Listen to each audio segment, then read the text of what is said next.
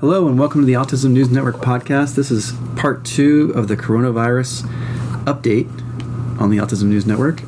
I'm here today with Dr. Amanda Eblin, who is a nurse practitioner at the Medical University of South Carolina.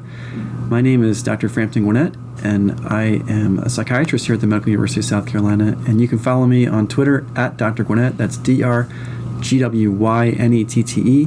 and on Instagram with the same handle.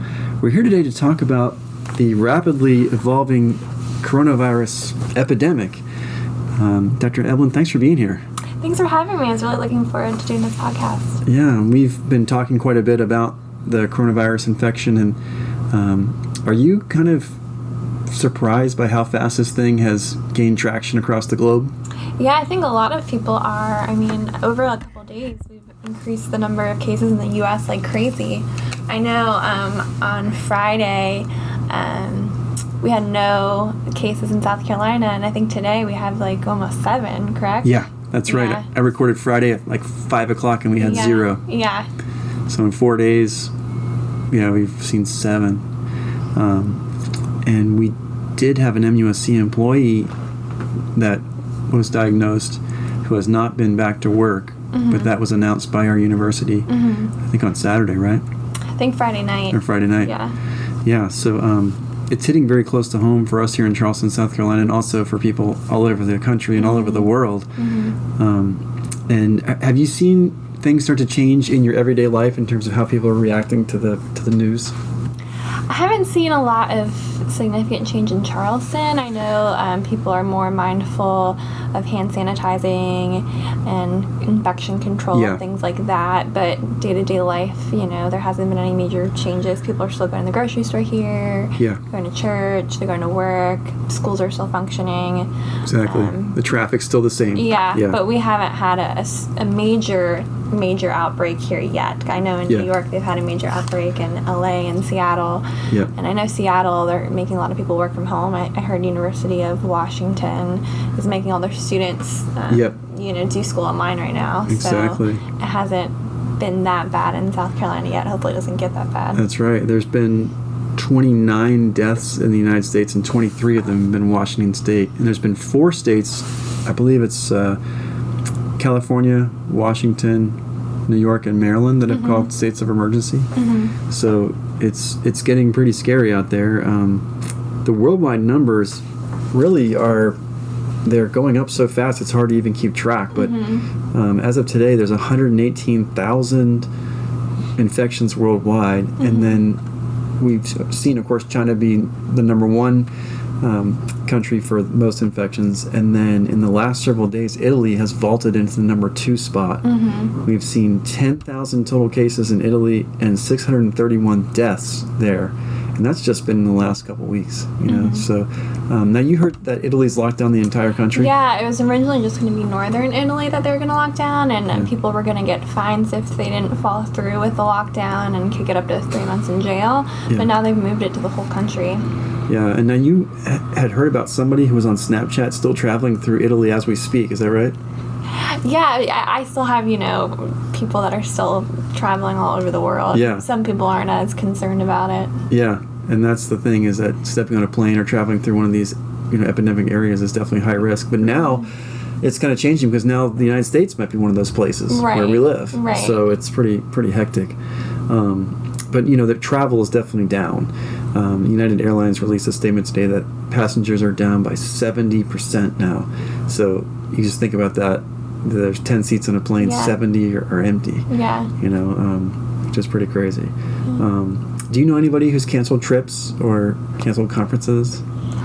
Not that I know of at this moment. Do you know of anybody that's been canceling? Well, I think people are, in general, canceling meetings and conferences, but I've been paying particular attention to the medical conferences that are getting canceled, and we know just in the last day or two there's been at least 13 major meetings in the medical field that have been canceled. Some of the big ones are like the American Academy of Dermatology, American College of Cardiology, the Endocrine Society, the European Heart Rhythm Association. So all over the world, doctors are canceling their conferences, which is a pretty big deal, because usually the medical community is not one to panic, and they're basing it on the data. Yeah, and that says a lot that the medical community is taking it really, really seriously. Yeah. Do you know what the top physicians and doctors are recommending to the public regarding this? Yeah, I think the biggest thing is the preventative hand washing is huge. Yeah. Try not to touch your face. We know that this virus lives on a surface for at least 9 hours. It seems to be really spreading like wildfire, and I guess that's definitely bad news. The good news is that the lethality is not as high as I think we feared initially, but according to the number of cases that the CDC has put out, in terms of the active cases versus the deaths, it's about 6.5%, which is pretty scary. We still don't have a true lethality rate, and I think one factor is that people can have the virus and be asymptomatic. Say a young person who gets it's perfectly healthy, they can spread it all around but not really be affected. And I think that's why we're seeing just the amazing number of countries that have it, because was it over 90 countries, right? Yeah. How is this different from the flu? Because I know some people are comparing it to the flu. How is this different from that? Sure. So the flu, I think, number one, is certainly it's not just one pathogen. It might be multiple different viruses. So every year with the vaccine, they come up with the top few viruses that are likely to cause seasonal flu, and then they vaccinate against those. This one, it's like a very specific known pathogen, which apparently is new as of 2019. I'm interested to know if they actually found it in 2019, and it was born in 2019, or if it's been around longer and we're just now finding it. Because the way this thing is spreading, like it or not, just about everyone in the world will probably end up getting it. Most people are going to do fine, but there'll be a subset that doesn't. Which kind of people are the most at risk for this disease or I think the scary thing is if you get into your 70s, the death rates are going up to like 9%. If you're over 80 or over, it's 14%. So a lot of the cases and deaths we're seeing are in the elderly. Well, I've noticed something interesting. I don't know what the most up-to-date data is today, but they're saying that they haven't had any death rates in kids under 9. And kind of scientists are kind of baffled that children are kind of resistant to this. Yeah, isn't that something? Yeah. And did you hear any reasons why that might be occurring? Because I haven't. I haven't heard anything yet either, but it's something that's definitely interesting. Yeah, and I guess the short story is probably that kids' immune systems are stronger. Like if a kid, has a cut, or if they break their leg, they heal so much faster versus adults. So it might be they have a more robust immune system. I think that'll be tested in like newborns and infants, where their immune systems are still developing. But yeah, looking at the death rates worldwide, it's about 6.6% worldwide, so across the board. When you look at the number of deaths versus number of people recovered, and the seasonal flu, the lethality rate is approximately 0.1%. So you're seeing that right now, this virus, according to current calculations, is about 50 to 60 times more deadly than a seasonal flu. Yeah, so it's a lot more serious. Yeah, so there's definitely reason to be concerned. Hopefully people aren't going to be panicking. Have you heard about anything with hand sanitizer on eBay and grocery stores selling out? Well, my grocery store isn't sold out yet, so I don't think anyone's quite panicking where we live. But have you heard stories like that? I just heard people selling hand sanitizer for $70 on eBay. Other people are trying to do a life hack, making their own hand sanitizer. Kind of profiting off the virus. Yeah, some of the gouging. Yeah. And that kind of leads us to some of the economic impact. You been watching the stock market? I have. Yeah. And I know you're the economics expert from undergrad. Not really. I studied business in college, but do you feel any poorer in the last week? Have you seen a dent in your 401k or anything like that? Or? Yeah, my husband checked our retirement, and he was saying it's a little bit less from December when he had last seen it. Yeah, probably slightly. What about you? The same thing, where basically the stock market is down at pretty unprecedented levels in a very short amount of time. Yeah. So yesterday it was down almost 7%, went down 2,000 points in one day. And so we're seeing not only the stock market crash, but also oil crash yesterday for a variety of reasons. But, oil going down, cheaper gas should be good for everybody. But when you look at the market and stuff, everyone's really panicking about that. Yeah, I heard they halted trading for 15 minutes yesterday. Yeah. And a lot of that is the psychology of the market, which is interesting to us. But then the market came back 1,000 points today. So it's very volatile, not only in the medical world with the virus, but also in the economic world. Just some other data points. I wanted to talk a little bit to the audience about our CDC in the United States, because they are the official counter of the number of cases, the number of deaths. But it lags behind other sources. Like there's the Johns Hopkins University online dashboard that I definitely recommend people looking at. And then the CDC may lag 24 to 48 hours in terms of what Johns Hopkins is reporting. But the CDC has to be absolutely sure that all cases are confirmed before they report. So I've been looking at kind of a hybrid of the CDC, which is really like the horse's mouth, versus Johns Hopkins, which is an excellent up to the hour database.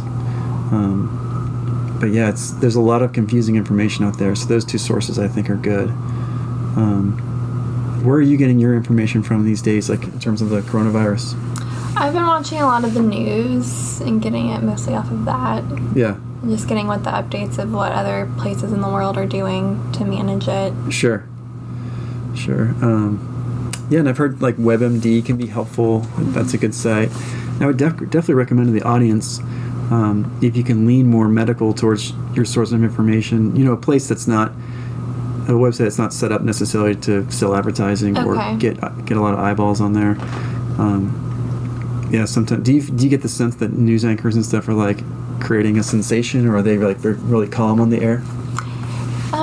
I think it varies, but I think when it comes to medical outbreaks like this, I think it's important that society and politicians listen to the medical professionals, because they're the experts in the field. Yeah, exactly. We've had a couple of practice runs here in South Carolina with potential disasters, like when hurricanes come through. How do you feel like it compares?